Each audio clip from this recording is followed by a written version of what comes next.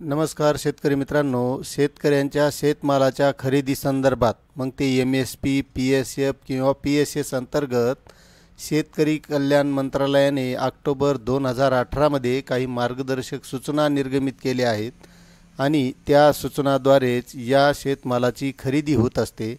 मात्र त्यामध्ये ज्या काही विविध फार्मर्स प्रोड्युसर कंपन्यांना खरेदी केंद्र सुरू करण्यासाठी पैशांची मागणी तसेच त्यांचा मोबदला अडवून ठेवणे अशा ज्या काही गोष्टी होत होत्या त्या संदर्भात महत्त्वाचा एक शासनाने GR काढलेला आहे आणि त्या GR बाबतच आपण माहिती बघणार आहोत। तत्पूर्वी मित्रांनो, तुम्हाला एक विनंती आहे की तुम्ही जर आपल्या चॅनलवर नवीन असाल तर चॅनलला सबस्क्राइब करा, लाईक करा आणि ही माहिती प्रत्येक शेतकऱ्यापर्यंत शेअर करा। तर चला व्हिडिओला सुरुवात करूया।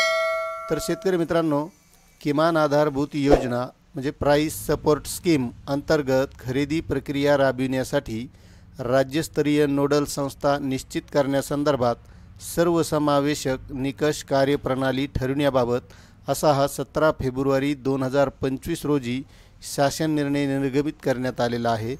केंद्र सरकारच्या PM आशा योजनेअंतर्गत MSP, PSF आणि PSS शेतमालाच्या खरेदी संदर्भात केंद्रीय कृषी व शेतकरी कल्याण मंत्रालयाने ऑक्टोबर 2018 मध्ये मार्गदर्शक सूचना निर्गमित केल्या आहेत।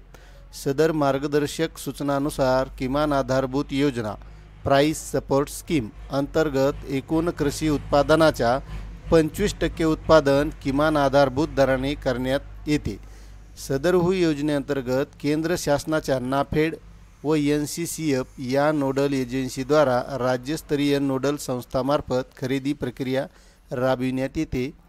किमान आधारभूत योजनेअंतर्गत शेतमालाच्या हमीभावाने खरेदी करताना काही राज्यस्तरीय नोडल संस्थांनी त्यांच्या अधीनस्थ विविध फार्मर्स प्रोड्युसर कंपन्यांना खरेदी केंद्र सुरू करण्यासाठी पैशांची मागणी तसेच केंद्रातील खरेदी प्रक्रियेचा मोबदला अडवून त्यासाठी पैशाची मागणी करणे, खरेदी केंद्रामध्ये गैरकायदेशीर पैशाची कपात करणे तसेच काही नोडल संस्थांच्या संचालक मंडळात एकाच कुटुंबातील एकापेक्षा जास्त व्यक्तींचा समावेश असणे इत्यादी बाबी निदर्शनास आल्या आहेत। या सर्व बाबींचा विचार करता सदरहू योजनेची राज्यात अंमलबजावणी करण्यासाठी राज्यस्तरीय नोडल संस्था निश्चित करण्याकरिता एक सर्वसमावेशक निकष कार्यप्रणाली अवलंबिणे आवश्यक आहे।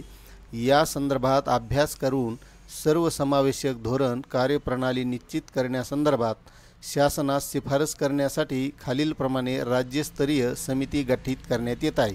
आता या समितीमध्ये व्यवस्थापकीय संचालक महाराष्ट्र राज्य सहकारी पणन महासंघ मुंबई अध्यक्ष, राज्य प्रमुख नाफेड मुंबई सदस्य अशी ही समिती करण्यात आलेली आहे आणि आता ते जे काही अडचणी होत्या या संदर्भातल्या त्या ही अडचणी समिती जाणून घेणार आहे आणि त्यावर बदल करण्यात येतील असा हा शासन निर्णय होता। आपल्याला हा शासन निर्णय कसा वाटला नक्कीच कमेंट करा आणि चॅनलवर नवीन असाल तर सबस्क्राइब करा, लाईक करा आणि इतरही शेतकऱ्यांना ही माहिती शेअर करा। धन्यवाद।